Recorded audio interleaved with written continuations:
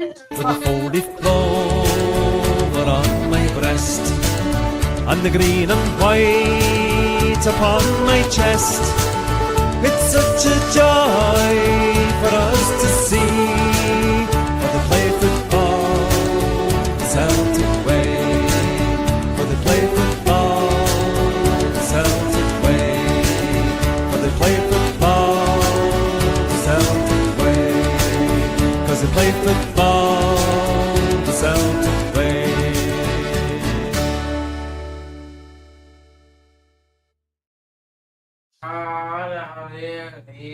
No. Hail, hail, legends. Evening, everybody. Yeah. How you doing, Paddy? All good, Kaiser. Aye, busy day today at work. We were at the game at the weekend, as you know, so it's taken a couple of nights just to catch up with the travelling from the weekend again. But very busy today. I wasn't in the house there till like 10 minutes ago, so just flat out all day. But we've got to the middle of the week, so we can't really complain. Yeah, my man. Been a bit of a rush, legends in the chat. Thank you all for being here. Remember to be dropping the likes, and if you're brand new, hit that subscribe.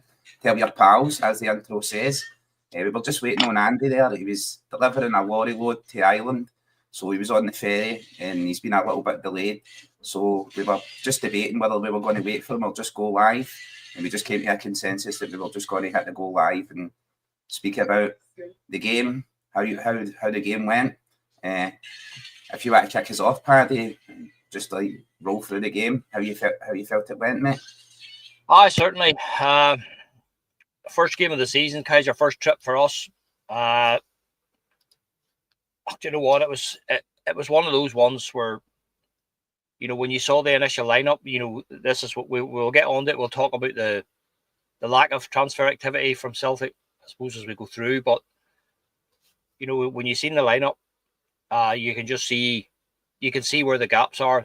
The gaps are glaring for everybody. As soon as the team became public, sort of about an hour before kickoff time, everybody was just, you know, guys think, you know, the season has started here. And, you know, Brendan's comments recently, you know, just the way he was talking, you know, there is very little excuse. There's nobody can possibly defend the fact that, you know, we're in the situation that we're in. You know, as we talked on the pod last Friday night about this time last year, we started the season with Kyogo as our main striker and Nicholas Kuhn as our number one right winger. And I'm sorry, guys, but those guys haven't been replaced. It's as simple as that. So it was a bit of a wake up call when we actually saw the team still strong enough to get out and do the job. And I think that's what it was. You know, I think, you know, the story of the first half, you know, really just not taking our chances, not finishing some of the great lead up play that we had. The problem for me was it was very evident that everything we were producing was coming down the left hand side with Kieran Tierney and Dyson Maida. You couldn't say the same on the other side. What happened in the second half when James Forrest came on, you know, you could see the difference that made to Alistair Johnson. Alistair Johnson in the first half just didn't trust Yang. He just simply didn't trust him enough to go forward, and Johnson wasn't getting as deep and as far forward as he normally would and as he should do. And that was purely down to the fact that he didn't have confidence in Yang, and that's been proved. Yang loses the ball, and Johnson doesn't want to be caught up the field. But you saw a huge difference in Alistair Johnson when James Forrest came on in the second half. He realised that James Forrest is an experienced player, and Alistair Johnson was able to put the foot down a wee bit more. But, you know, especially, you know, some of the movement and some of the football that we played in the first half was fantastic, and that's where I agree with Brendan. You know, it really was really good football to watch, but we have no finish, Kaiser. I mean, it's there for everybody to see. There's just no finish, you know, and that's where we're crying out for quality reinforcements to come in. You know, you can talk what you like about Aramida, but, you know, for me, again, Sunday just proved to the guy's not good enough. It's as simple as that. You know, that's my opinion, and I'm not going to change that. The guy just doesn't have it.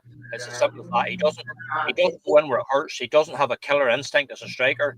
There was quite a few things dropped in around the 6-yard line. There was quite a few balls delivered over. Kieran Tierney put over a couple of really delicious crosses in the first half, you know, and one of his headers was like a back pass, you know. So I think it's obvious for everybody to see. You know, we were very unfortunate. I felt when the goal came, Callum McGregor scored a wonderful goal. He took the ball down and finished it nicely. Drove it into the ground and completely outfoxed the goalkeeper and down into the bottom left hand corner. But then along comes VAR and they rule it out. But you know, it just shows you again. You know, that the officials, they can't even apply the rules of the game. You know, you're not meant to give a handball if it's so close to your body like that.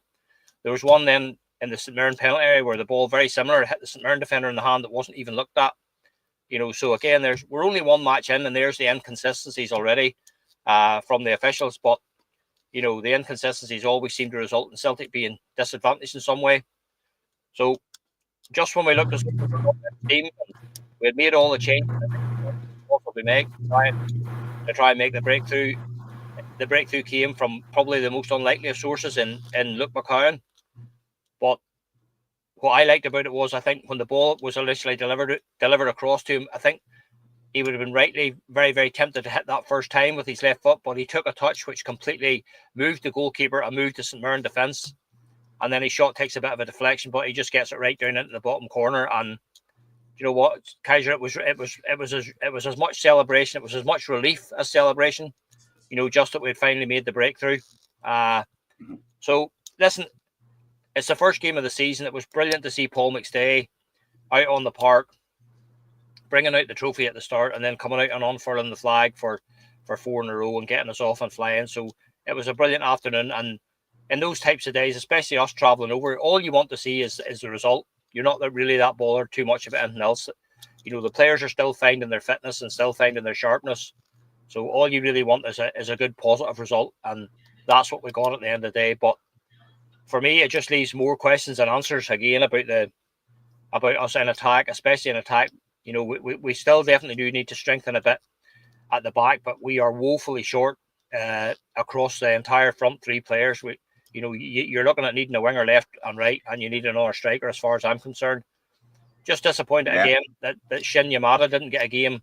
You know, he threw on Johnny Kenny before he threw on Shin Yamada. You know, so, you know, again, is there something going on there? Is that Brendan sending a message to the board there? You know, again, is there politics at work there? But, you know, overall, it was a great day out.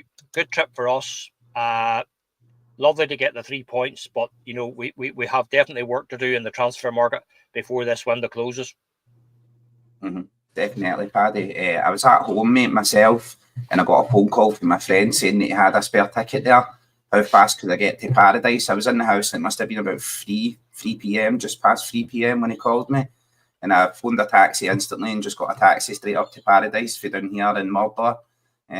Taxi driver was pretty amused at the fact that I was a Celtic fan getting picked up in Ibrox to go to Parkhead. So we had a bit of a laugh on the way to the stadium. And I got in there, I got to see the flag unfurled, seen Paul McStay come out of the pitch. I never seen any of the festivities on the Celtic way, which I think Celtic done quite a good job of. They had a DJ, face painters. The face painter was paid, ladies and gentlemen, unlike another club here in the city. And I thought when we started off the game, we were playing some sharp football. We were playing some really nice stuff. But again, you hit the nail on the head, Paddy. We were really muted up front. Adam Ida really, for a guy with all the physical attributes, such a big guy, he just doesn't utilise them. He doesn't use it. He doesn't use the prowess that he has. He has the first touch of a leper with psoriasis, my man. His first touch of an elephant is absolutely brutal. And just glaring, just highlighting how much we need help in that area. And then there was an overall a bit of staleness about the way we started playing. It started creeping in towards the end of the first half and the start of the second half, mate. And we were generating chances. There were a few crosses came in. Kieran Tierney was setting the ball down that wing. Really, all the supply was coming down that side. And I think if Brendan Rodgers is going to set up, if we don't go in a quick way wingers, Brendan's going to set up and he's going to go kind of narrow in midfield. I think leaving Maeda up top himself, hopefully, or Yamada, because I think Adam Ida is just it's like hitting your head off a brick wall with him. But he is only 23 years old, so I tend to cut him a little bit of slack and thinking he can develop. But I think they're going to go and play the two who play on the wings, going to bring them back in tighter and behind the main striker and play Nigren there and Hatate. So they're really cutting through teams and opening them up. And play the midfield a bit narrower and have the wingers bombing down the wing, have Alistair Johnston bombing down the wing and Kieran Tierney bombing down the other wing on the other side, which I think is going to be, it's our best option. But I think you hit the nail on the head as well, mate, when you says that it was kind of a message for Brendan to the board. First game at Paradise, all the fanfare was there, all the party atmosphere, all the festival, but it was very much a continuation of the cup final. It got really stagnant, really stale. The people running about me, mate, were moaning and moaning and moaning. I couldn't believe the amount of, like, very early on in the second half, they started really moaning, berating players, shouting abuse, very upset. And I'm like, first game of the season, I thought the referee was absolutely horrendous. He was stopping the game, useless stop-start, free kicks, getting us out of our momentum. And I expected when the changes came, when Yang went off, Yang was an empty shirt the entire game, in my opinion. I never seen him do anything at all. And when he was doing something, he was taking the ball and just cutting inside and running into a wall of players. When James Forrest came on, I thought that really sparked an emphasis. It sparked a change in the team. You said it yourself, mate. AJ managed to bomb on after that and get down that line. And I was disappointed when he brought on Johnny Kenny because I did want to see Yamada. I was impressed by his powerful running in pre-season when I thought, like, he's just as sharp as Kyogo, just as fast as Maeda, and he's got a bit of power and resiliency about him. Maybe not the perfect game to throw him in with St Mirren playing that low block again. Like, every player they had was behind the ball. And I thought, right, Johnny Kenny coming on. Johnny Kenny, for me, I was like, just the exact same as Adam Ida. I'm like, they're second and third choice at best, either way round. I don't see either of them being one main striking option. But I see Big Andy's come in there as well. Welcome in, Andy, mate. How are you doing? No bad. Absolute nightmare. The boat was delayed because they were taking on fuel, so I had it on another 20 minutes and then try to get pulled in somewhere. It took me to Girvan for it. All the laybys were full just because of the time of night. Fella, camper van drivers, Paddy. Camper van drivers. So the real workers can't get in and get parked. But I eventually I go to Girvan, so that'll do. Sorry for the delay. Oh, that's no problem, mate. We just spoke through the game there at the weekend, just for wee points of view on it and how we felt about it. But as I said to Paddy before we came in, neither me nor Paddy set up like a real structure of the show, how we were going to go through the show, talk about things. And that used to having Scotty there doing that, or you there doing it, my man. So we were scratching our heads at the start and looking at each other like Laurel and Hardy. And what are we going to do here, Paddy? And he's like, oh, can we just go live and we'll wing it? We'll see how we do until Andy gets in here. Yeah. And so I'm quite glad you're back in, mate. I'm hoping like you've got a plan of action. Actually, I haven't got a plan of action. I've been absolutely listen, mate, we'll get through it. Don't worry about that. Just touching on the game. We initially, me and Scotty done a post-match reaction, and you done your best to get in right at the end there, even though you were at the game, you managed to go in for a bit. It wasn't the greatest performance, right? But I don't think it was the worst either. And I mean, I think a lot of people are really kind of going over the top when it comes to performance. I was quite happy overall. I think it was the final third of the pitch that we weren't performing in.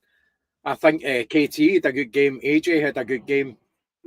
Nigren as well, or Nigren. I don't think he played as bad as what he's made out to be either. He got absolutely chastised for his performance. And I thought, he obviously never had his best performance. It's his first game at Celtic Park now in the league. Give the guy a chance. I think all this is coming for frustration with the board and the lack of activity in the transfer market. And I think it's it's building up and it's coming on to the players, and the players are getting berated for it. I'm not saying it wasn't a vintage performance, but at the end of the day, you're going to have games like that in the Scottish League, especially against teams like St Mirren. And if you're not firing up front, that's when it does get to squeaky bum time. It gets late in the game, and you're ironing players to then come on and pull us out the mire. You had Callum McGregor's goal cut off. And then the subs been made. We Forrest made a difference there, especially when it comes to Callum's goal as well. He had a hand in that. But you shouldn't be in a position to rely on players like James Forrest to come in and save you. You know, Jamesy, you know, is the most decorated Celtic player in history. He's scored many important goals for Celtic, but we shouldn't be in that position. But that's who we're bringing on. We sold Kuhn. He went away. That money's not been used yet. We've not replaced him, and he's got to be replaced with somebody with as good a quality as well. And as much as Kuhn fell off towards the tail end of the season, look at the first part of the season he had. That's a quality player that you're getting, and you should be looking to replace Kuhn with as somebody with his quality or better. We're really failing when it comes to identifying players and getting them in. You look at the other side, you've got Maida. Maida's would be a fantastic striker. Somewhere we're not quite hitting it up front. Yeah. And Maida would come in and probably do the business there. But you can't take him away from there because we've got nobody to cover on that wing. Jota's out for, say, January at least. That just the priority when it comes to, especially down the wings with Celtic, there's no excuse because I've got the funds there.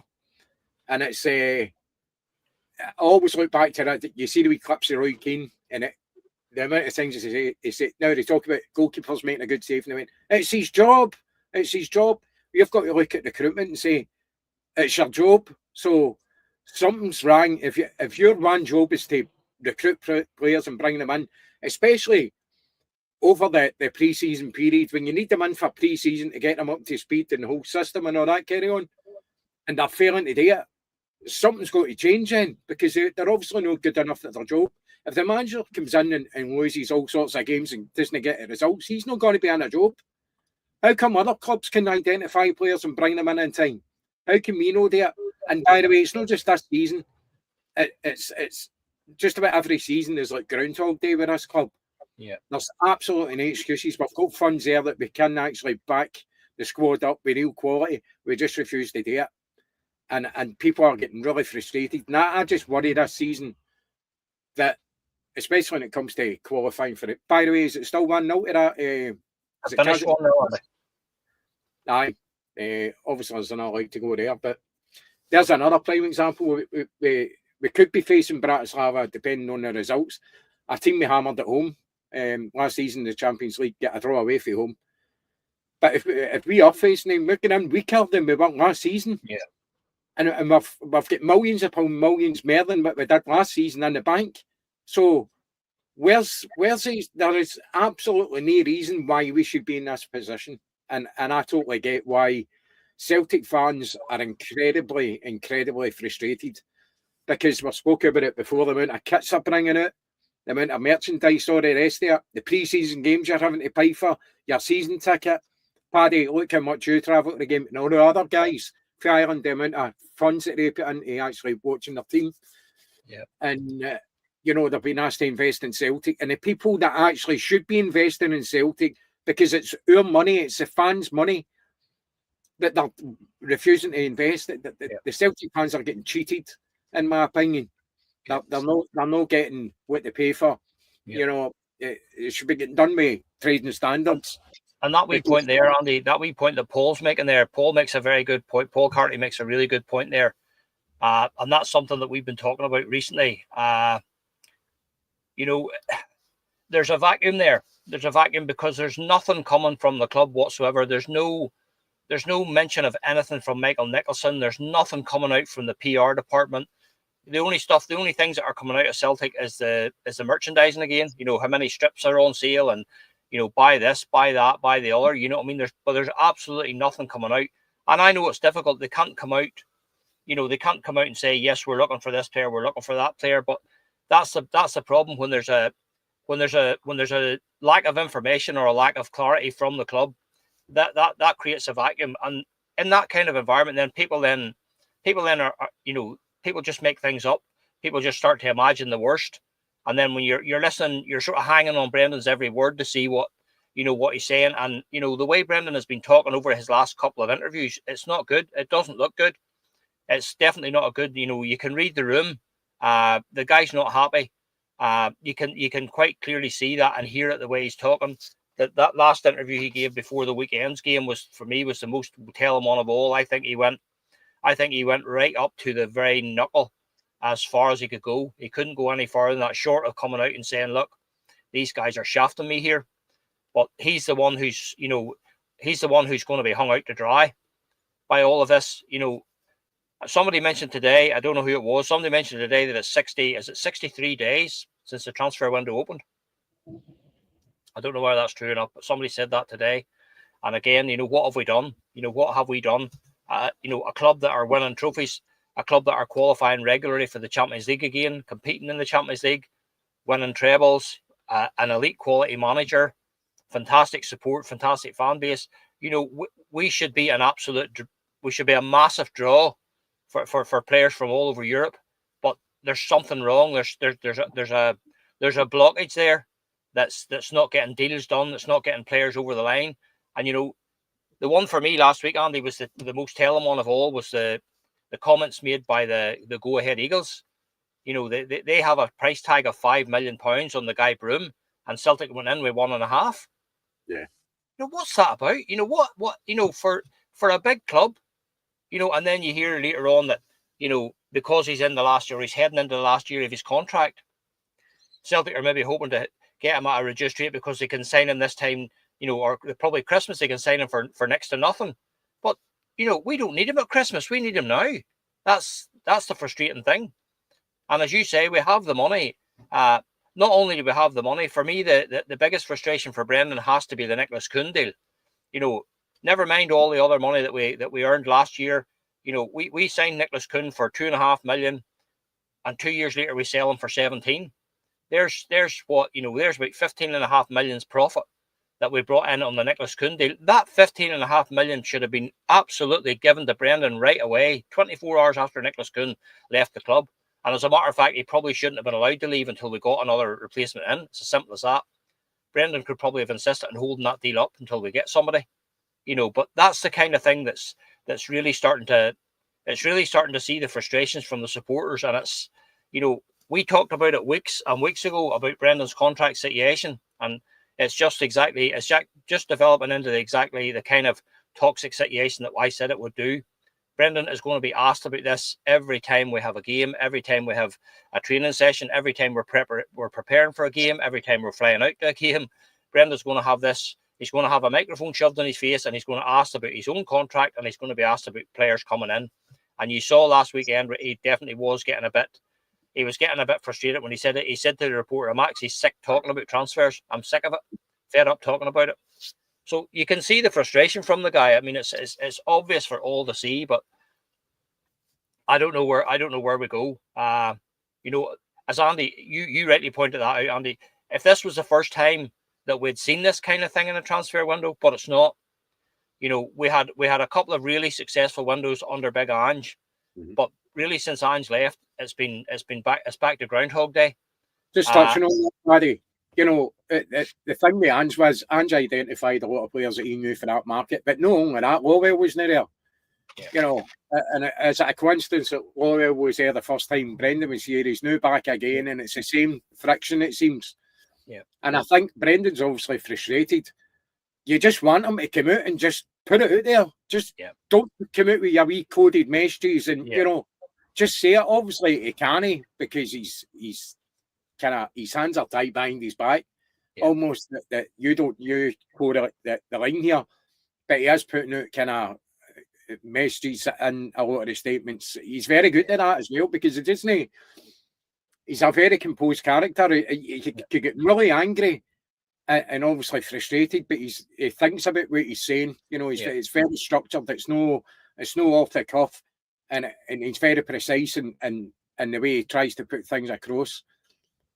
And you're right. He's got every right to be frustrated. But then it makes me wonder. Right, Brendan, this was the same structure and the same situation we were in the first time. And that's what makes me think now that Brendan had absolutely no inkling to stay at Celtic longer than that period, because for me, he was here just to clean up the stain for the last time and kind of clean up his name. I think it was an opportunity for him there. Yeah. There's absolutely no way he's staying at Celtic. No way. the fact that we've not heard anything about any deal he's talking about, he's not been spoken about. And you go, what's the club playing about? What's the club playing at when they're bringing in Brendan Rodgers and no willing to kind of back him in the way that he's asked to be backed to take the club forward? That they're happy just being there or thereabouts and maybe getting into Champions League and they're using Celtic as a business overall before what the business is, which is football and the entertainment. It's a sport. They're really kind of disrespecting the fans when all they think about is money and no try to kind of upgrade the product on the park. Is quite shameful, actually. And I think, in my opinion, this season in particular, if they don't get their finger out big time, they could be looking at serious problems for the fans during the season, because things could easily go south when it comes to things like that if they don't invest in the team, especially in Europe, and the opportunities there. One qualifier player get through, sorted.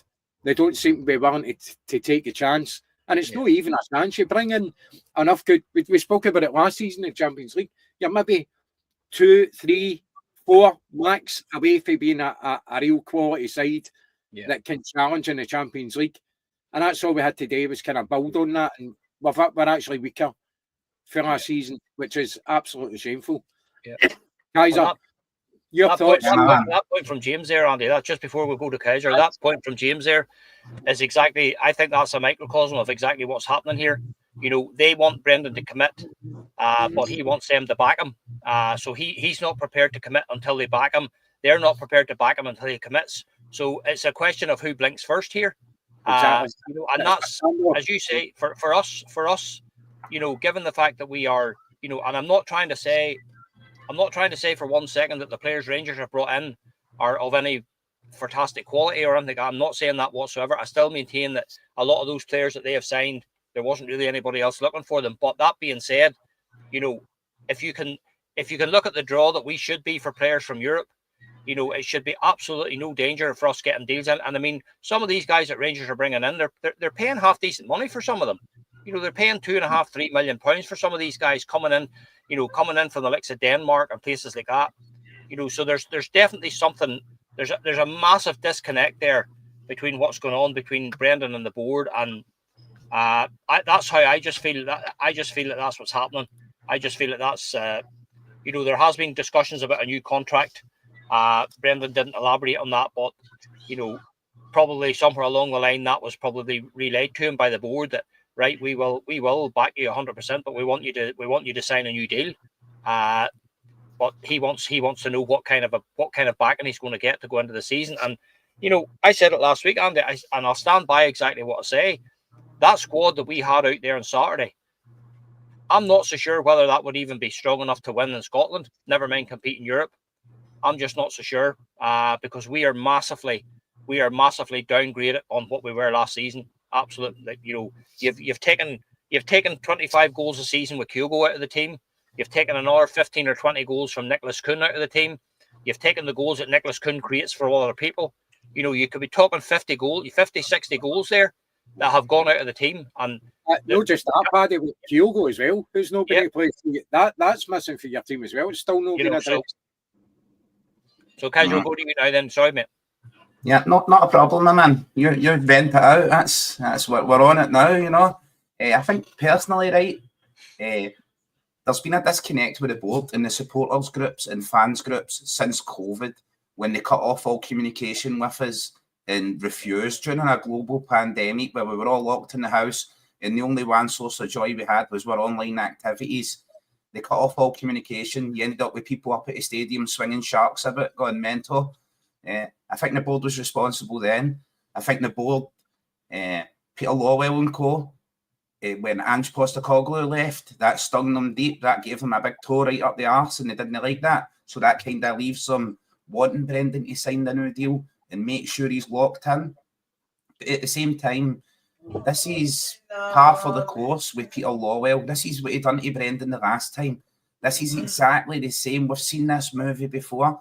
This is supposed to be the redemption arc for Brendan. Last year in Europe, I thought we performed really well, and I thought Brendan, he earned his tuppence worth. He fully earned it. He earned extra investment in the squad over and above Arnott Engels, Adam Ida. It's not that much money that we're playing out. It looks like a lot of money to us that we're shouting about, right? 11 million and 9 million.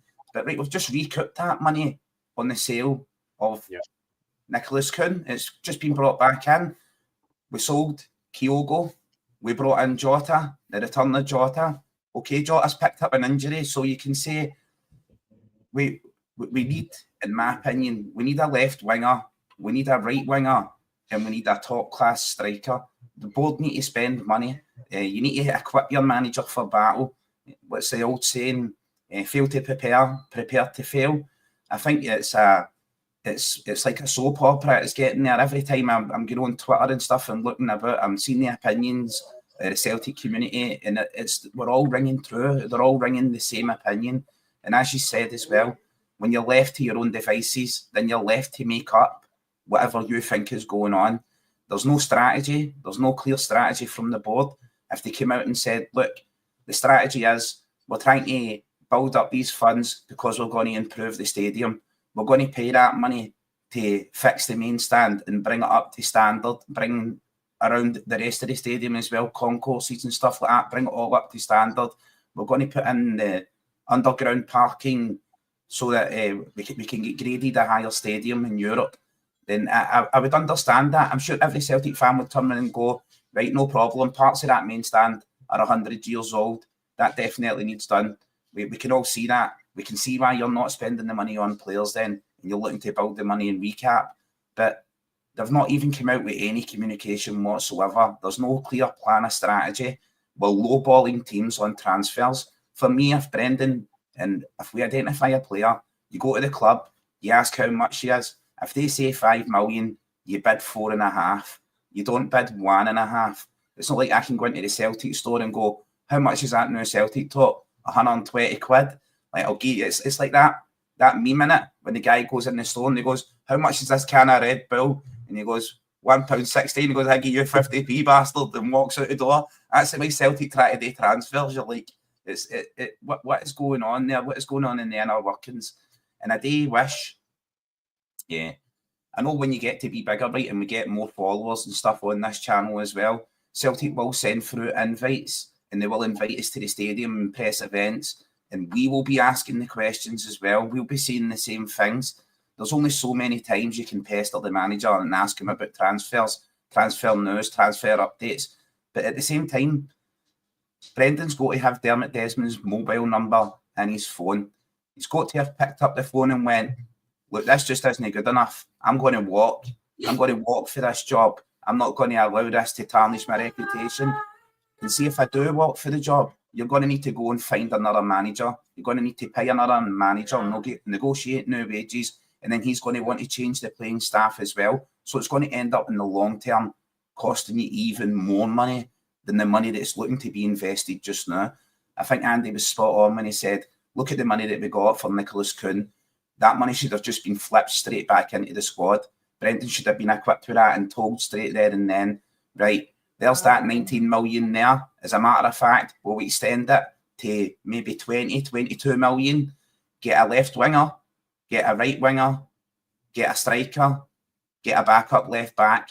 And Amura wasn't even in the squad, and he was fantastic in pre-season. It looked like we won a watch with him with the price that we brought him in for. Wasn't even on the bench. Ended up bringing on Trusty and pushing Scales out to left back. I'm like, this is makeshift. Brendan's making this makeshift. What is he doing this for? It must be to send a message. It must be to let the board know at Paradise, to let them hear the grumblings of the crowd.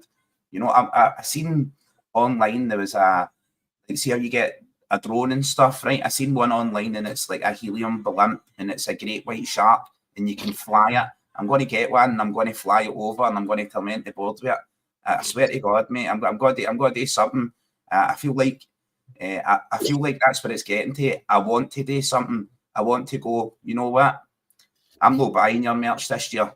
You know what? When I go to a game, I'm going to sit in silence, or I'm not going to go to the game. See, when it comes season book renewal time, I'm starting to look at that now and think, yous rob me every single year. You know, yous up the prices. a 40%, an extra 40 quid last year on season books, an extra 40 quid this year on season books. They removed the pre-season friendly that you got for free, and also the Champions League qualifier that you got for free as well. So we usually get one of them for both of them for free, but they've removed all of that for the fans. See, with that, guys, sorry to interrupt you. When you're talking about season books there, they know the size of the waiting list I've got for season books. So if you do say, fuck this, I'm not doing it, I've had enough of this, good luck getting season book back, because there's that many people that will be like, well, I'll take it. You know, they've been waiting that long. Personally, I've been on it for 6 years and no had a sniff. You know, so that's when you know you've got you at a barrel. It's like, fine, there's plenty of people there that, you know, to take that ticket. So I think if you want to make a stand, and it sounds pretty ridiculous that you're paying for your season book, just don't go. Don't go. You know, I know that they've got the money for it. It kind of defeats the purpose in a way, but it shows you it's a visual thing that if you really want to make a stand, just don't go. But we are what we are. We're loyal fans, especially when you look at the travelling Paddy does to go and watch his team, the commitment, and takes his young grandson and all that all the time as well. And I just want to quickly touch on that. I know we'll talk about the game coming up at the weekend against Aberdeen, but a half-12 kick-off on a Sunday. Paddy, what does that, if that's you leaving for Ballymena, what time do you need to leave in the morning to get to Aberdeen at 12:30? What's happened with that fixture, Andy, for us, there's literally only a handful of us actually make that now. There's literally a handful of us, a few guys in cars, and again, if you can get the time off, if you get time off work, but you're usually traveling the day before or the night before, and then you're having to stop over and stuff like that. There again, as I say, we talked about it with the Falkirk game on the Friday night, quarter to 8 kickoff for a League Cup tie at Celtic Park on a Friday night. It's just frightening the amount of control that these guys have over the kickoff times. And there's just no consideration for anybody who does any amount of travel. We're no different to a whole lot of other people. There are people who travel. They maybe don't have to come across the sea, but they're having to come from England, and they're having to come from the far north of Scotland and stuff. Those guys are doing a lot of traveling as well, but there's no consideration whatsoever for us to say. Go back to Martin O'Neill. Martin was the last Celtic manager that really did put in for us. Martin took that up. He took the cudgels up with the board. He took it up with Sky. And he realised himself, look, there's not enough consideration being given to these guys for what they do in terms of how they have to get. You need to take time off work. You need to travel through the night. That I'll just give you an example. That game on Sunday, we left here at 4 o'clock on Sunday night, or Sunday morning. We left the house at 4 o'clock on Sunday morning, and I wasn't coming back in the house again until 3:10 on Monday morning. So you're almost up and away 24 hours. It's pretty much a 24-hour journey by the time you get, by the time that's Andy, that's the difference these kickoffs are. If the game kicks off at 3 o'clock, we would be home and in the house for 10:30, 11 o'clock at night. But when they decide to kick the game off at 4:30, that means we're not home to 3 in the morning. And that's right. It's not as if you just turn up at the boat and then it sails. No. Perfect time. So that could have 2 or 3 knock on before you're actually on the boat. I know it myself. People don't see the what's the difference between 3 o'clock and 4:30? It's not enough, and it's only an hour and a half. But that hour and a half completely mucks up our travel plans. It completely mucks them up. And you've children of us. I had Caleb with me on Sunday, 8 years of age, and he's curled up on the bus. At 11 o'clock at night, trying to make our way down for the boat, and sleeping on the boat at 1:30, 2 o'clock in the morning. It's far from ideal, and that's just the hour and a half of the difference in the kickoff. So, but again, as I say, the first game, they're only using Celtic. They're using Celtic at the minute because they need those slots covered until the English football starts again. But you'll not see another Celtic game at 4:30 on Sky TV the rest of the season, because that's their flagship show, the Super Sunday 4:30 kickoff. So they need to fill the slot until the football starts in England, and Celtic are only happy to oblige. I know there's not an awful lot Celtic can do about it, but I still think Celtic could do more. They could at least make an effort to say, look, you have to do something about this, because this is just chaos. Again, it's it's the same with the European games. That home leg, when we get around to playing our home leg, that'll be another 3:30, 4 o'clock in the morning before the Irish supporters are back here again. And that's if everything goes on time. That's if the boat goes on time. If the storm decides to blow up, you could be sitting there to 4 o'clock or 5 o'clock the next morning before you get on. Yourself, Andy, you face similar whenever you're in your lorry. Your lorry is very similar. And you don't. There are times when you're trying to get a boat at whatever time, but if the boat doesn't sail, they don't take you into consideration. If the boat doesn't sail, it doesn't sail. Yeah. So it is. It's just frustrating. It really is. Ireland, that's when that storm was kind of, the tail end of it. It'd already been Ireland. It was on its way to Scotland, probably maybe halfway across inland Scotland, that storm. But when I was going down to the boat, I thought, I wonder if this is going to sail, because it was still really choppy. But putting a half an hour on the journey, right, they put the stabilisers and all that on, obviously, and had to take it a wee bit slower. But again, what you talk about, that's a knock-on effect. If that was coming this way, that could actually make a difference to you making kick-off time or no, after all that travelling. Yeah. No consideration is taken there when it comes to that. I look at Sky and I look back to that Celtic Rangers game at Celtic Park, mind we 3-0. We beat them 3-0. We're 3-0 up at half time. The night time game, if you remember. And that was, I can mind the people on Twitter, English people talking about the atmosphere and all that, and an absolutely fantastic event. But the only reason that was on at that time is because there was no English people on at that time either. So they pick and choose when they want it to be a huge event. Other than that, it's getting put down to 12:30 on a Sunday, and it's ridiculous. And then you look at what you're getting for winning a Scottish League, £3 million. You probably get half in the Champions League.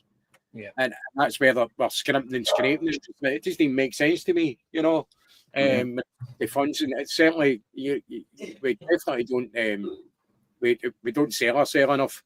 Us as a club, certainly to the fans, but no outside broadcasters and all that. It's a pretty poor way. Kaiser, I kind of think that you actually interrupted you, but is there something you wanted to finish talking about? No, my man, I was just carrying on from what you're saying there. Look, I was on another pod, a very, very large one that usually gets a few thousand people watching it at a time, right? 2 years ago. You don't need to 2 years. I don't want to promote them. They don't promote us. So if they start promoting us, I'll start promoting them. I'm all good like that. You know what I mean?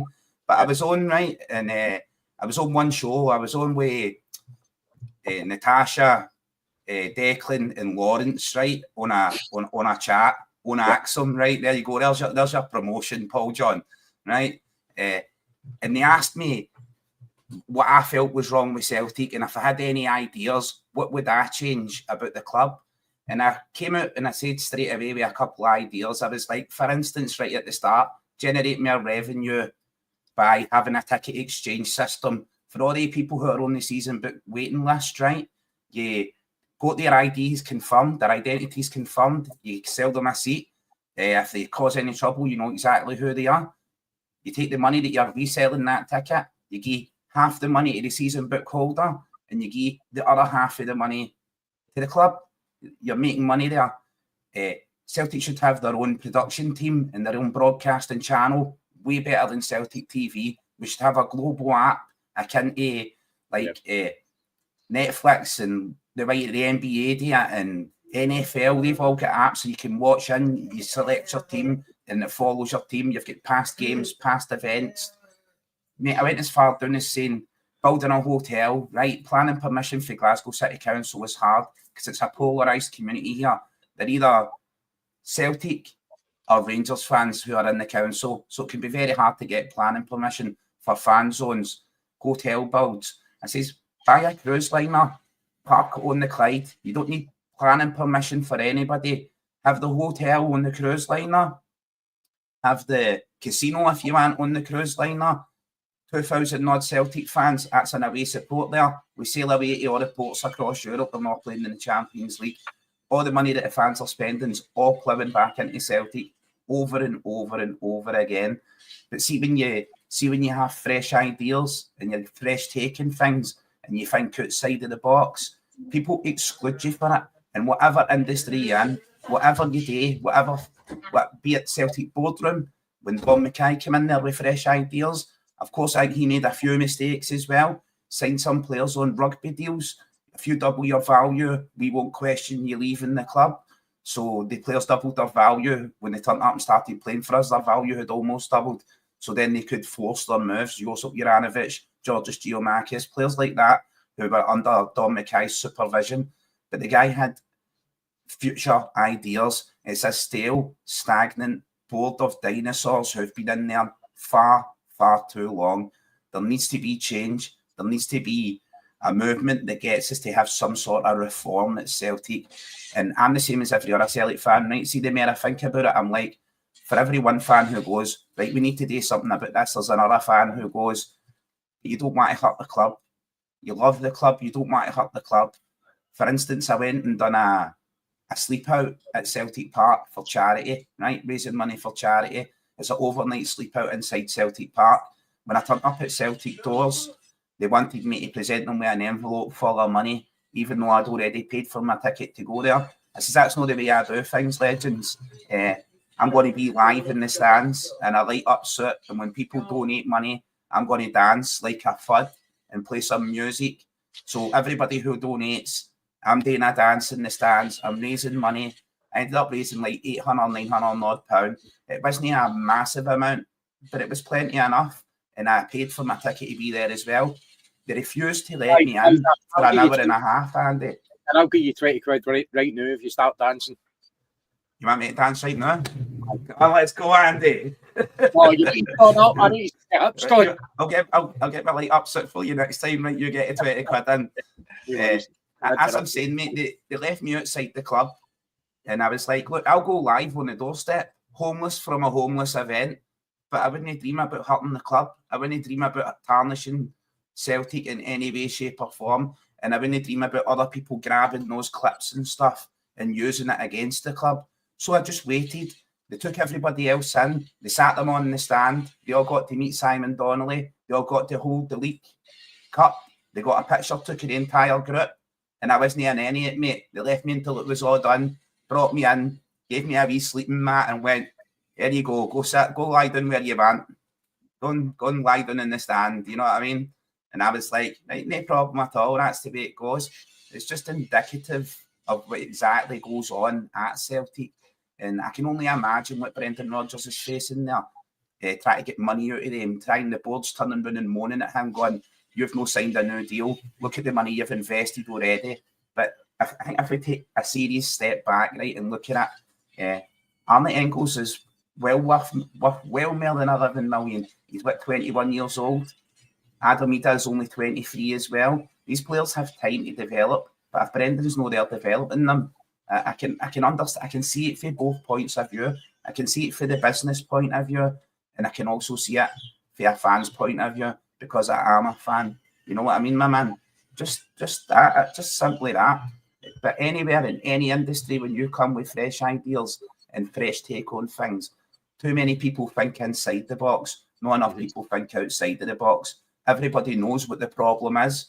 Stop talking about the problems. Start talking about solutions and thinking about solutions. You know what I mean?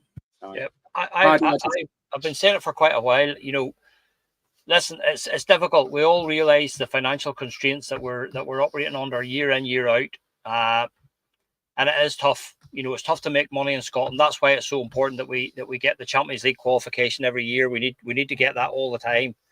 But my message for them would be, you know, listen, guys, if you don't have the business acumen to be bringing in more money and investing, you know, sums of money in other places that we can then recoup that, well, then step aside and let somebody else in who will. You know, I think that's the biggest concern for a lot of the supporters. I think the big concern is that, you know, these guys are, you know, they call them the bean counters, and they call them that for a reason. You know, I still maintain that, you know, we're not being marketed properly. You know, and I'm talking about the likes of Australia, Canada, South Africa, New Zealand, you know, all those parts of the world. You know, we don't have a presence in any of those parts of the world, you know. And if you look at Manchester United, you know, Manchester United are a global brand. You know, if you go anywhere in the world, there'll be, you know, Manchester United have a presence there. Those big, Liverpool will be the same. Those big, massive clubs, big famous clubs in England. What I'm saying is that, you know, the guys that run in our club don't seem to have the ability to go and bring in money from somewhere else, except from the Champions League. That just seems to be it, and they just seem to have made their mind up that that's what we're doing. We're stuck with this just at the minute, you know. But you know, you saw when Adidas came in. You know, Celtic are a massive brand and should be a massive draw and a massive attraction for, you know, some big massive sponsors. You know, so I just don't feel that these guys are. I don't feel that they're sharp enough business wise. Don't get me wrong. The model that they do, where we buy young players, a couple of £1 million, we develop them, we help them turn into winners, and we sell them for big profit. Yeah, that's working. That works perfectly well. That works well. But you know, as Brendan pointed out recently, you have to keep bringing in replacements, and you have to keep bringing in the quality. You know, and there's no point in signing somebody like Nicholas Kuhn for $3 million, selling him for 17 million. And replacing him again with another guy that's only worth, you know, 3 or 4 million or whatever that would be. You know, Brendan said last year that, you know, we need to be a bit bolder and we need to be a bit braver. You know, and it's, you know, you just have to look at the Champions League money, Andy. Like, you know, you could be talking 50, maybe 60 million that we will maybe get from qualifying for this Champions League. You know, and if we had given Brendan another 15 million before the qualifier, you would more or less guarantee yourself that money. So spend 15 to make 60, you know, as opposed to don't spend anything and gamble that you maybe get the sick. But then you maybe, if you take the gamble and it doesn't pay off, you don't get the money, you know. So it's the thinking behind that goes on there. There's you know, why do our board see things differently than any other club? Why is that? Do you know what, Paddy? It's actually a huge gamble they're taking when it comes to this Champions League qualifier, because it's not as if you can drop down into Europa League. That simply isn't going to happen. I think, and I said it before, there's absolutely no excuse for them to not be paying out money when they've got it there. I just want to touch on Pusey, who we brought up before. I think it was on Friday. He was in the stands on Sunday. It looks as if he's going to come in. I thought he was a right centre back. I thought he played most of his time on the right hand side. Other people are saying he's going to play on the left. I don't know exactly what the plan is for him, which side he is going to play on. You'd imagine with the confusion or the kind of chopping and changing when it comes to the left sided centre back, that he'd probably play there if Carter Vickers is fitting well. Looks a very good player, the boy, but again, and we touched on it last Friday as well, that, you know, it's a loan deal. It's totally away from the structure that Celtic have done when it comes to transfer dealings, when it's buying in players cheap and developing them and selling them on. There's absolutely no option to buy here. Yeah. And it makes you think that, you know, we've brought on other players like Osmond and stuff, and Inamura, who first came in, he was going straight back out again. You go, there's something gone seriously wrong here when it comes to recruitment. There's not enough being spoken about. People are going on about the board and that, and I totally get it. But you've got to look at the guys that are identifying these players and fail to do so. But not just that. If they are identifying a player, they're failing to get the deal out of the line, and it's as if they've got one target and that's it. And nothing really seems to be happening. It's went very, very quiet. We've got a couple of weeks left to transfer window. This qualifier's fast approaching. Our league season has already started. So ideally you want all your business done before that. But if no, then, you know, you need certainly a couple of players of quality in before the season starts. It just doesn't seem like they're taking it serious enough for me. I'm quite worried that if we don't get through the qualifiers, we're going to be in a bad way. And I certainly don't want to be negative, but I think you need to be realistic for this point of view as well.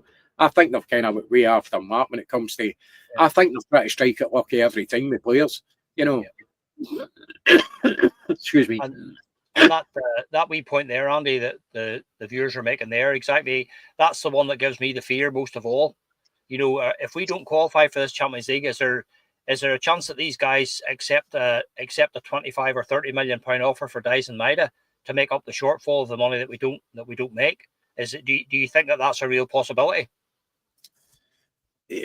Dyson Maida is a one player that we can't afford to lose.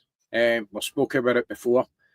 That he's somebody that I wouldn't even entertain any kind of offer for, because how do you replace him? We've already shown we can't replace Nicholas Kuhn. We can't replace Jota until he's fit. How are we going to replace Dyson Maida? He's a very unique player, and to us, he's like two men on the park. If anything comes in for Dyson Maida, I certainly wouldn't be entertaining it. But again, you're relying on one player as well, because he puts so much into the team as well. I just seen something there where injury away for disaster. 100%. 100% agree with that. You know, we do rely on his work ethic, his goals certainly for last season as well. Yeah. So I think we really need to be careful from that point of view. Well, that's exactly what we were saying about, you know, about Aramida. Especially if Brendan doesn't, you know, we needed a goal on Saturday or Sunday. We needed a goal on Sunday, and he wouldn't throw on Yamada. So he obviously, for whatever reason, Yamada's not being picked. So we'll assume that Aramida gets injured at the same time as Dyson Maida gets injured. Where do we go with that? Where do you go with that? You know, what I mean, who's your ship? You're down to a guy that was playing for Shamrock Rovers last year. You're down to, as your main striker, and this is what we, you know, to go back to what Brendan said, you know, last week. You know, we all saw, and we were all delighted with the progress we made last year in Europe. It was clear progress for everybody to see. We got through to the next stages. We gave Bayern Munich a real good match over the two legs. We were genuinely unlucky not to come through that tie. You know, so what Brendan was hoping for there was to go and build on that, right? We want to build on that, you know. But as I said to you earlier, like, you know, you've lost some key players, and you could still very well end up losing more if you don't qualify for the Champions League again. So, you know, you can see the frustration with Brendan. That's, you know, all he's wanting to do is say, right, let's have a platform. Last season was a platform for us to build on, to keep moving forward and keep making progress. And let's see if we can just take it one step further every single year. We all said that before. We're not the only big club in the country that's probably never going to win the Champions League again. But, you know, for the first time in a good long time last year, we did see genuine progress there. You know, and that's all Brendan wants to do. He's not trying to bankrupt the club. He's not trying to put us in, you know, in danger of going out of business. He's simply wanting to spend a few more pound and bring in some more quality players so that we can take the thing to the next level. So, you know, I really don't see what the issue is, Kaiser. I mean, what is the board's main issue? What is the issue with him? I think they're risk averse and not wanting to spend the money. If you remember back, Paddy, mate, and Andy, Kyogo actually went down and held his shoulder before we parted with the money for Aramida. We'd left it that long. Norwich pulled our pants down for him and got extra money out of us for him because we needed him. I think that's what Brendan needs to be doing again. I think Brendan needs to be having a word with Dyson Maida and Yang and saying to them, see this next game, we get to 80 odd minutes, you go down and hold your leg, and we'll take you off in a stretcher. Feign injury, so we get players in here. We need, or the board's going to leave it the way it is right now. Just feign that injury. We'll take you off. That's a great point, by the way. That is a great idea. And I think that's one way you get stuff done. And then he turns around and says to Aramida, you actually get injured. we can deal with it. You get yourself injured on purpose. Was actually going to just slight tackle him, and just put him the rest of the season. You just get your face in about every situation. You look to get injured because that would improve your game. It would make you a more hardy player. For me, I think that's exactly what it is. The board are risk adverse. They don't want to part with the cash. Some of the points made in chat there are absolutely excellent as well. Thank you for your input, legends. Always appreciated.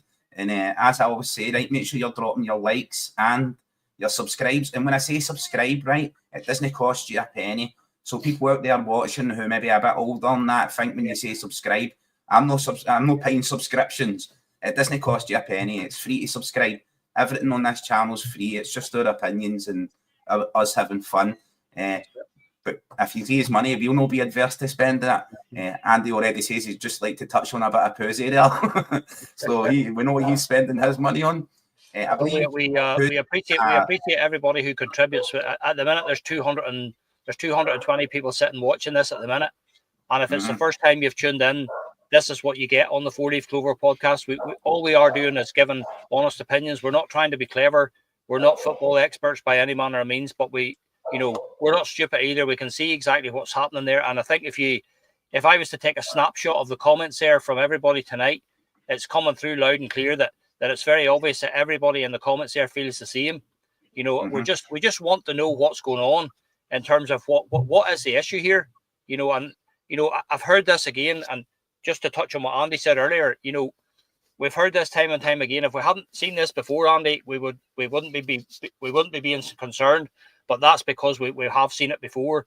And the latest one again is I've heard this again. It comes out at this time every year that they've identified 3 or 4 players, but they're waiting to qualify for the Champions League, and then they're going to pull the trigger. How many times have we heard that and it hasn't materialized? So as I say, what I would really love is I would love for someone from the club to come out and just tell us what the strategy is. Just give us an idea of what the strategy is. What is the problem? Because that's what's going on recently. And then the deals don't happen, and then once the transfer window closes, you get a statement saying, "Oh, we just couldn't get deals over the line." When every other club in Europe managed to get deals over the line. So, I think we need to hear some kind of clarity from the club. Because it's quite obvious to everybody where we need strengthened. In my opinion, we need strengthened right across the front line. We need at least one player for each of those positions, and possibly maybe more. But we need at least one more left winger. We need a right winger, and we need a striker. And all this talk about these prospect players, we need to knock that in the head. We're not at the stage now where we need more prospects. We need proven players. What's the point in getting losing Nicholas Kuhn to replace him with another guy that it might take him 2 years to get to where Nicholas Kuhn was at? You've got the money there. Go out and invest that in a player who's of equal quality or better quality than the likes of Nicholas Kuhn.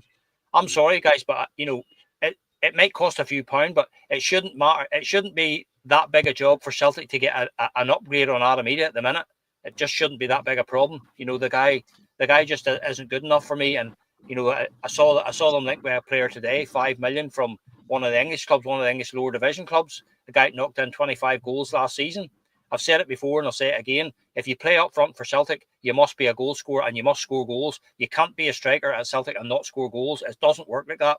We have been spoiled down through the years with good strikers right from the 60s and 70s right through to the present day. And as I say, Adam Ida just simply he isn't cutting it at the minute. And he just looks like a player that's completely short of confidence. So even after only one game, is there an argument now for Brendan maybe to take him out and just let somebody else have a go? Because on Sunday, I think he was guilty of trying far too hard. He really was, and that's what happened. We said it on Friday night that the best thing that a goal scorer who's struggling for goals can do is start scoring a few goals. It'll soon be forgotten if he goes on a run, but on Sunday he didn't look like a player who was about to go on a run and score a few goals. So listen, it's over to the board, guys. We've got roughly another month of the transfer window. I think it's early in September it closes. But the worrying thing for me is it's only a handful of days after the second leg of the playoff, so you don't really have an awful lot of time there to get deals done. So it's over to the board. So before we finish up, guys, I just want to touch on the game today. That we've been drawn against Kairat or Slovan Bratislava in the playoff. So that game was played earlier on this evening, and it finished Kairat 1, Slovan Bratislava 0. It was a very late penalty kick from Kairat, who to win the first leg. Slovan Bratislava also had a player sent off, and their manager was red carded as well. So they'll be suspended, obviously, for the second leg. So I didn't see the game, but Kaiser saw the game. So I'm just going to ask Kaiser to give us a sort of a rundown on that, and we'll have a wee chat about that before we close. So Kaiser, tell us a bit more about the game there. Yeah, I watched the game, mate. It was the absolute most turgid, boring game of football I've ever seen in my life. It made the Celtic St Mirren game look like a blockbuster. Both those teams are very low quality, absolutely dire. I don't care who we get out of both of them. I hope the board didn't watch the game, because they'll be convinced that we're through anyway, and they probably won't spend a penny. I know we need to have players in. I think it's by the 14th of this month to register them for this upcoming game against either Slovan Bratislava or Kairat. They actually scored again very late on, just after the penalty, and they get ruled out for offside. But I looked at the clip and looked at it, and it didn't look like it was offside, but it was your standard SFA VAR with the camera in the stand halfway down the stadium trying to determine whether a player is offside or not.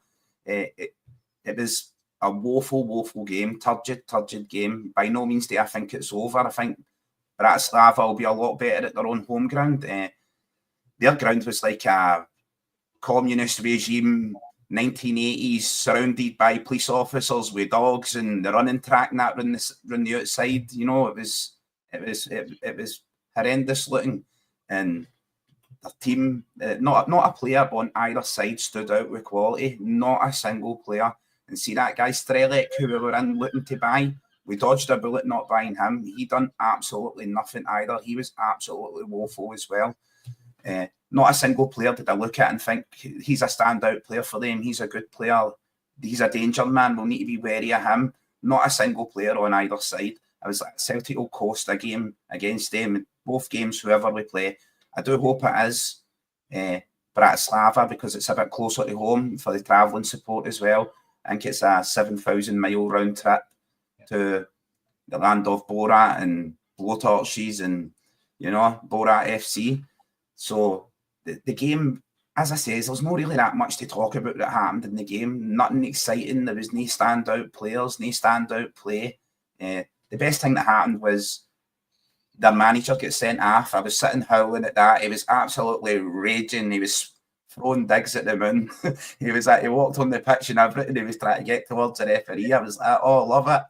But it was a very, very boring game of football. I had to pry myself awake a couple of times watching it. Started at 4 o'clock in the afternoon, and I found myself almost going for the old midday granda nap. No, you just rest your eyes. There was a fly that flew in there, and I was trying to suffocate it. The old moves. But I don't think we've got anything to fear for either of these sides.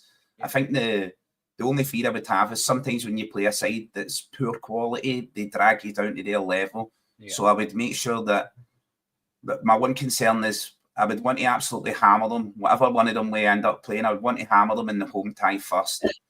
And the away leg, make sure it's done and dusted before we go away. And that's why everyone's looking at the striking situation at Celtic, and we're just not being filled with confidence. Yeah. We all know Brendan Rodgers is a fan of the show, and he's watching the show right now, and he's sitting laughing in his house, and he's Gucci Speedos, he's sitting with his Gucci belt on, his Tom Fords and nothing else, howling at the idea. He just picked up the phone to Maeda and Yang and just went, double injury this week, boys. 86 minute, both these are going down. Hamstring injury, Yang. Maeda, don't know whether dead leg or something will say you've got, you know, I mean, you'll be back. You get a 6-month injury and you were back a week later anyway. You recover that fast. So force the board, force their hand. Or else, like, the only other way I see doing it is, like we've says, don't attend. Make an organised movement. Everybody who's got a season book, join a chat group, make an organised movement, and don't attend. Have that stadium an absolute ghost town where the only people in there would be people who didn't join the group. You know, start a WhatsApp group. David Mummy's Day at school, get empowered to get together and make an example. Silence speaks volumes as well. The silence for the club speaks volumes. Paddy saying that again, mate.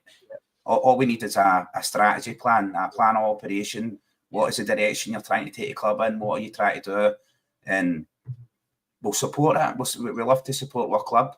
But this 0-1 formation is just no good for us, mate. But nothing to fear for either of these sides, my man. Nothing to fear.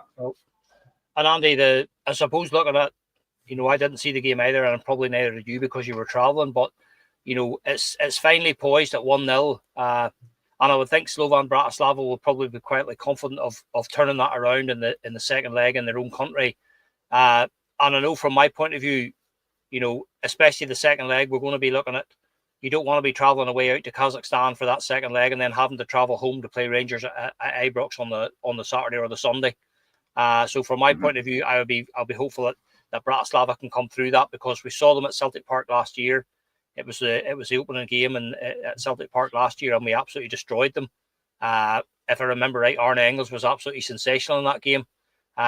You know, so from our point of view, Andy, we'll be in the Slovan Bratislava corner for the second leg. Aye, 100%. I think obviously the little travel as you can, so you don't want to be going out to Kazakhstan for that second tie. So obviously Bratislava would be the favourable draw there. And we did hammer them last season at Celtic Park, but we are weaker this season. But we should, you still look at the players we have got, and we'll still get very, very good players. Let's not make it as if, a dump truck of shite players has just arrived at Celtic Park and just tipped a whole load out, and that's how we're playing.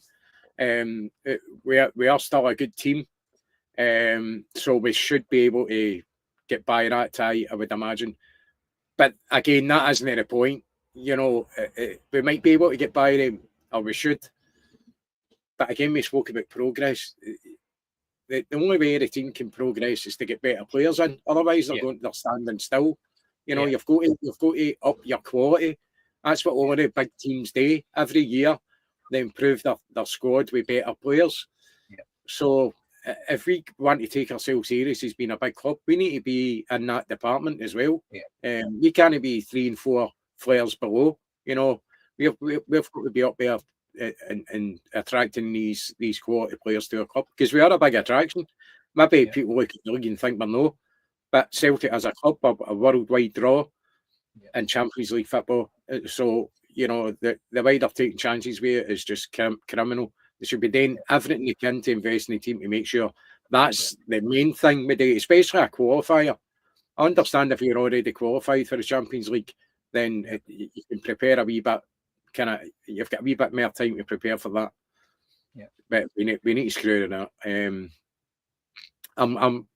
just want to ask one question before we go. Do you think Yamada will get a run out against Aberdeen at the weekend? I don't know, Andy. Again, I'd just be concerned at that, having been at the game on Sunday, and we were desperate for a goal. The stadium was desperate for a goal, and I know quite a lot of the supporters around us were, we were thinking that would be the logical choice now. I mean, Yamada would be the one to come on. We need a goal here, but it comes out with Johnny Kenny, and again, the other one was, Kieran Tierney went down with cramp, so they were probably aware of that before the game, that that Tierney wasn't going to last the full 90 minutes, and there was no Inamura on the bench. So again, is that Brendan putting that out there so that he had to put Liam Scales at left back to say, look what I'm down to here. I'm having to completely reshape the back four here to get through this game, because we didn't have a viable left back option there, and the only real striking option that I do have at this time is Johnny Kenny.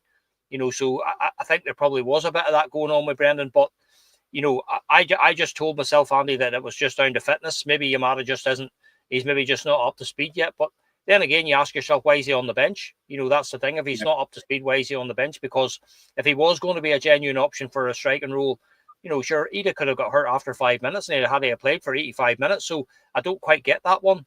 So again, I just think there might be a bit of that, going on there. But as I say, it's going to be an interesting couple of weeks, Andy, because we've got, you've got the league started now. We're off and running. We've got a massive game against Aberdeen on Sunday, which is massive now for both clubs, because Celtic want to build on the start, and Aberdeen will not want to lose 2 games after losing to Hearts on Monday night. So we'll touch on that game on Friday night. But for me, the next 3 or 4 weeks are going to be absolutely massive, for not only for this season, but for the future of the club and for the future of Brendan as well, because I firmly believe that, I said it before, Andy, I was always hesitant, and I think Brendan has made that clear, and he's made it even clearer over the last week. I think if they don't back him, there's not a chance that Brendan extends his contract, and he'll just be happy enough to quietly see out the season, and then he can go at the end of the season and say, well, look, I was vindicated in leaving there. They won't back me. They won't back me, and I told you before, I'm not the kind of manager to stand still or just mark time. I want to be building something. I want to be constantly progressing the thing. So I just think we have a massive sort of 3 or 4 weeks coming up now, with both games at home and these European qualifiers as well. So I think, by the time we get to the middle of September, we'll see where we are in terms of the quality of the squad and the numbers of the squad. But I just feel that the board really need to be doing something. They need to be looking at pushing the boat out again. We're not asking them to bankrupt the club or anything like that there, but they need to be looking at, at least investing the Nicholas Kuhn money and probably another 5 or 6 million on top of that, 20-25 million again, to bring in another 3 or 4 quality players that will really boost the numbers and will give Brendan genuine options and quality in those front 3 positions. So that's it, guys, for tonight. Thank you very much to say to everybody. We've well over 200 again watching us tonight. So again, a reminder, if you're tuning in for the first time, we have usually a few segments and stuff going, but it has been very quiet. As I say, with Celtic in the transfer window, the news doesn't seem to happen very, very quickly. So we've not really had an awful lot to sort of go on. I was hoping that there might have been a bit of movement that we could have talked about that, tonight, but it's not going to be. So we will be back again on Friday night to do the Friday preview show where we will talk about the Aberdeen game, and maybe between now and Friday there'll be some kind of movement there, or something else will happen, and we can get that sorted for you, and we will hopefully have Scotty just before we go as well, Paddy. Like two amazing points I've seen in chat there. Strange Love the Doctor says Yamada and Inamura, they were playing half a season in Japan. They're the most fit and ready players that we've got in the squad right now. Also, for the board complaining about the money spent on Adam Ida, they spent £8 million in income tax. I seen Nick Carley put in the chat there as well. So for their money that they've got in the bank and sitting there doing nothing, they cost us £8 million there. And I don't see the tax man playing anywhere for us. I hope he was a striker. We get him up front. But as he says, my man, legends in chat, thank you all so much. Smashing the like, supporting the pod. It really helps us. It helps combat the YouTube algorithm. And if you catch up with the podcast later on and you get to this section, you get this late in it, make sure you give us a comment underneath as well, right? And we're usually quite active on the comments. I'm definitely in there and always replying to people and stuff as well. So thank you all so much, legends. And we'll get you on Friday as well. We'll get something worked out. We'll be back on Fridays. Hopefully, Scotty and Scotty's away at the football tonight. He's away at the Como and Real Betis game. And our Jerry is just flat out with work. But hopefully Scotty and Jerry will be back with us, and we'll get the 5 of us back on again very soon. So for tonight, just thanks very much, Andy, for joining us, even though you were driving. Thank you very much as always, Kaiser. Thank you very much as well. And again, as I say, thank you very much to all the viewers and everybody who contributed. And we'll see you all again on the 4-Leaf Clover podcast at Friday night at 7 p.m. Here we go, guys. Morning, Hoops. With the 4-leaf clover on my breast, and the green and white upon my chest, it's such a joy for us to see, for they play football the Celtic way, for they play football the Celtic way, for they play football the Celtic way, 'cause they play football